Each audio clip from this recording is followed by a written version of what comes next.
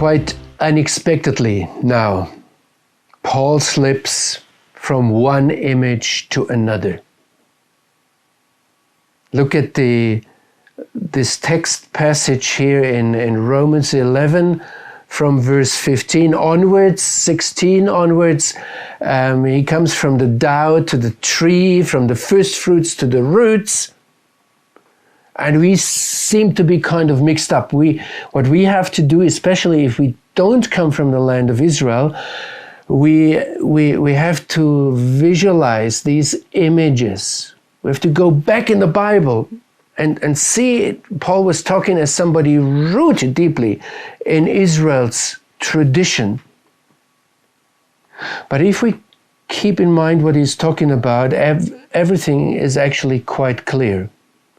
Paul is talking about Israel. He talks to Gentiles about God's plan with Israel and the Gentile nations.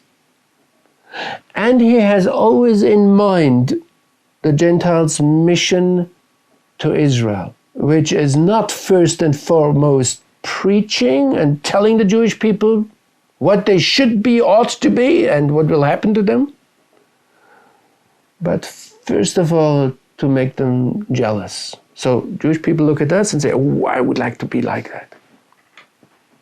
And then on this basis, he says, now if the first fruit is holy, you be always aware that the whole lump of dough is holy.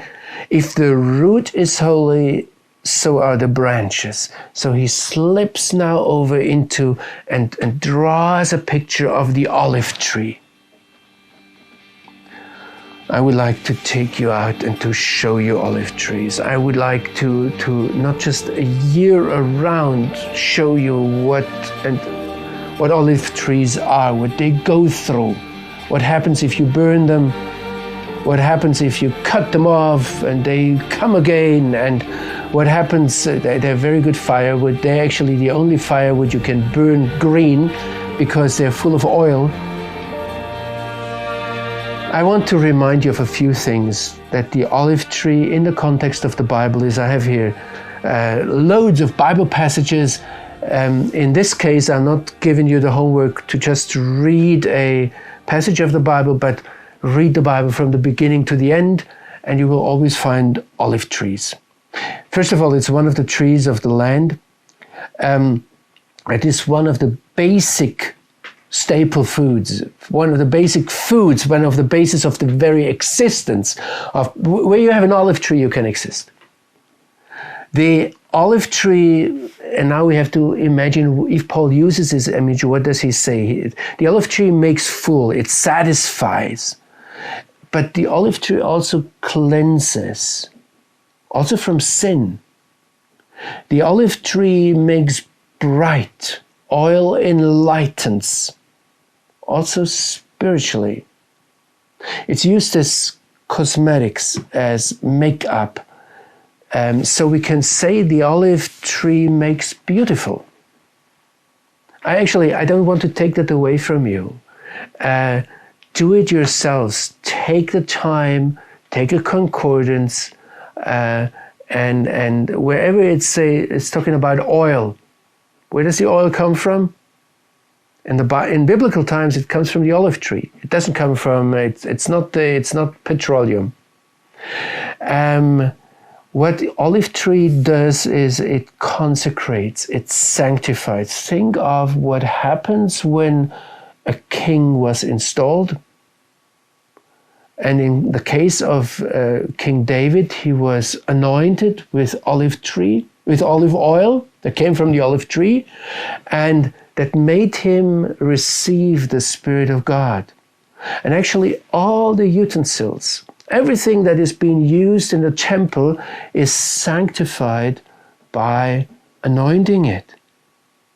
And also when then the priests are consecrated, are installed in the temple, they are being sanctified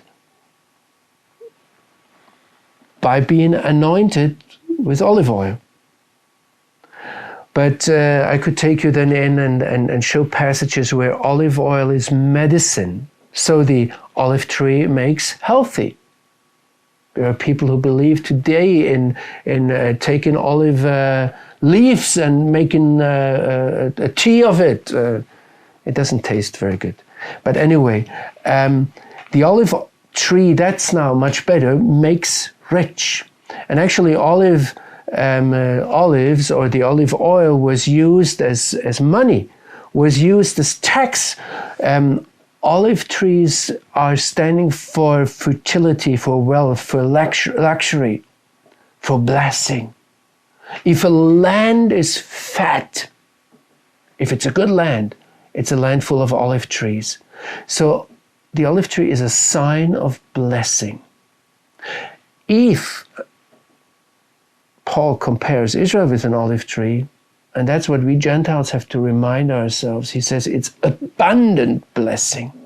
The olive tree makes cheerful. It's the king among the trees. And I won't go into it now. You can check it yourself. Where was it used as building material in the temple? It was used, the leaves were used to build the tabernacles, the Sukkot, on the Feast of Tabernacles. The olive leaf is a sign of life and of the possibility of existence. Just think of the dove that Noah sent out. What did she bring back to him, or he bring back to him? In his beak, a branch of an olive tree. So the olive tree gives hope. And I want to remind you that in the emblem, in the coat of armor of the modern state of Israel, you have these two olive branches. And in the middle, the menorah, which is lightened by olive oil.